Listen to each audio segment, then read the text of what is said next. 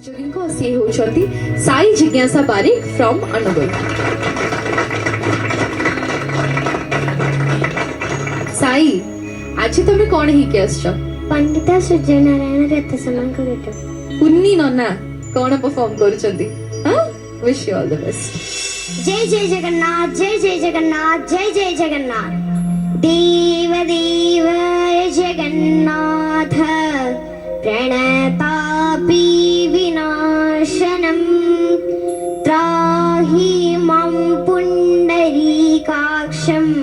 पतितं भवसागरे। ମୁଁ ଆଜି ଉପସ୍ଥାପନ କରିବି ସେ ଲୀଳାମୟ ପ୍ରଭୁଙ୍କ ଉପରେ ସୁନ୍ଦର ପ୍ରସଙ୍ଗଟି ମହାପ୍ରଭୁ ଶ୍ରୀ ଜଗନ୍ନାଥଙ୍କର ପାନଖିଆ ପ୍ରସଙ୍ଗଟିକୁ।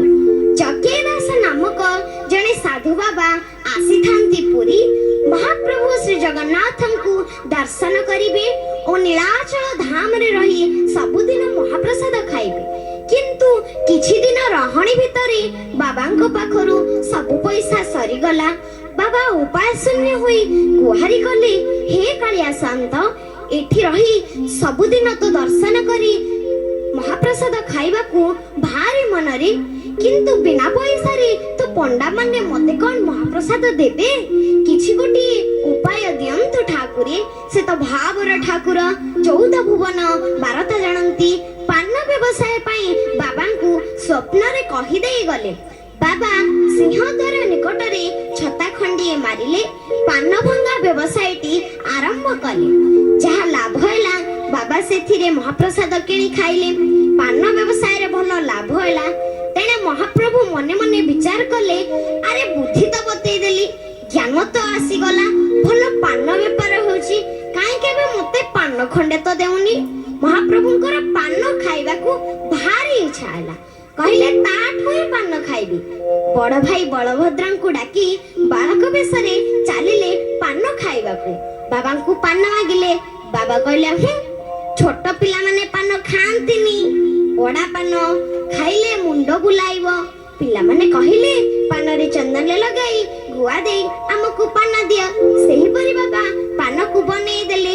ପଇସା ମାଗିବାରୁ ପିଲାଏ କହିଲେ, ଆମ ବାପା ଦେବେ। ଏମିତି ଆସି ସବୁଦିନ ପାନ ଖାଉଥାନ୍ତି, ପଇସା ଦେବାର ନା ନାହିଁ। ଦିନେ ବାବା ପଚାରିଲେ, ଆରେ ପିଲେ, ତମ ବାପା ଦେଖିବାକୁ କେମିତି?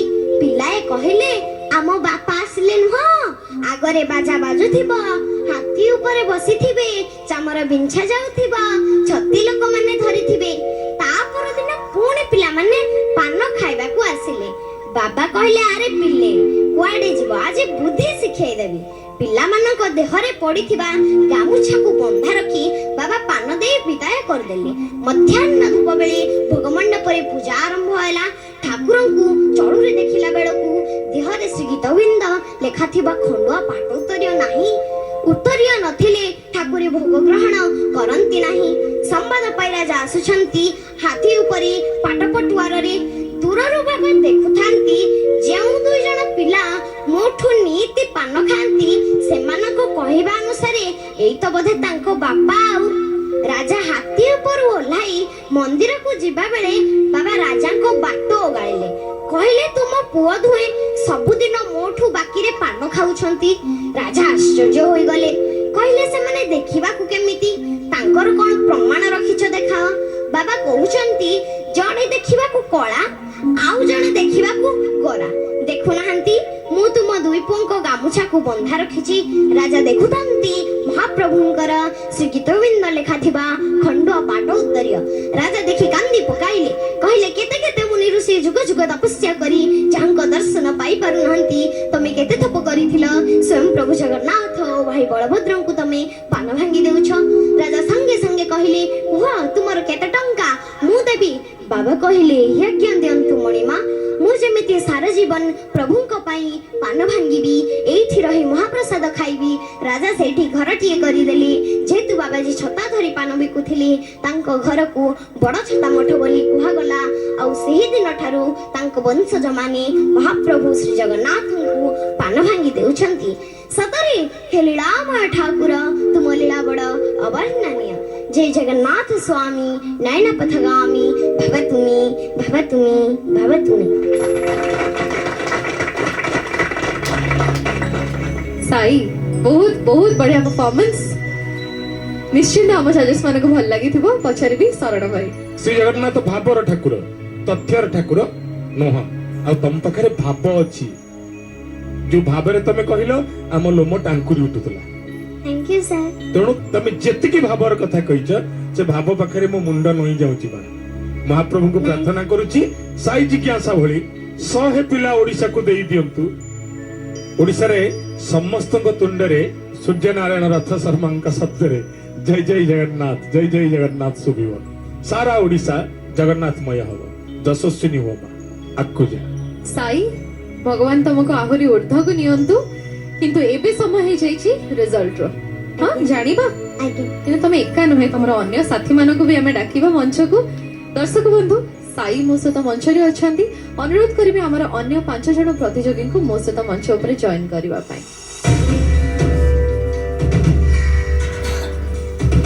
दर्शक बंधु आपण माने देखि परथिबे मो सहित हमर 6 जण प्रतियोगी मंच ऊपर उपस्थित अछंती एबे आसी जाईछि हमर रिजल्ट रो टाइम जेमति आपण माने जानि छंती आम जजेस मानक ऊपर ए गुरु दायित्व अछि अनुरोध करिबी से माने रिजल्ट डिक्लेयर करिवे मो दुई जन को ना नेबी और ना नबा मात्रे आशा करिबी से माने इप्सी तांकर डाहण को चली आसबे मंजूश्री राउत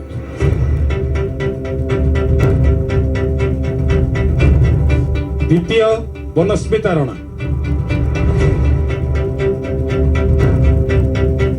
मंजूश्री राउत और बनस्मिता राणा कटि जीव बोली आदौ मन उणा करनी कारण तमे दी जन कटुन तमे दी जन डेंजर जोन न छ तुमको निजको बंचिया पई आ गोटे चांस मिलुछि मु जो दी जन को ना डाकिबी से माने इप्सितांकर लेफ्ट हैंड साइड को आसीबो आसी सोएनसी साई जिज्ञासा बारिक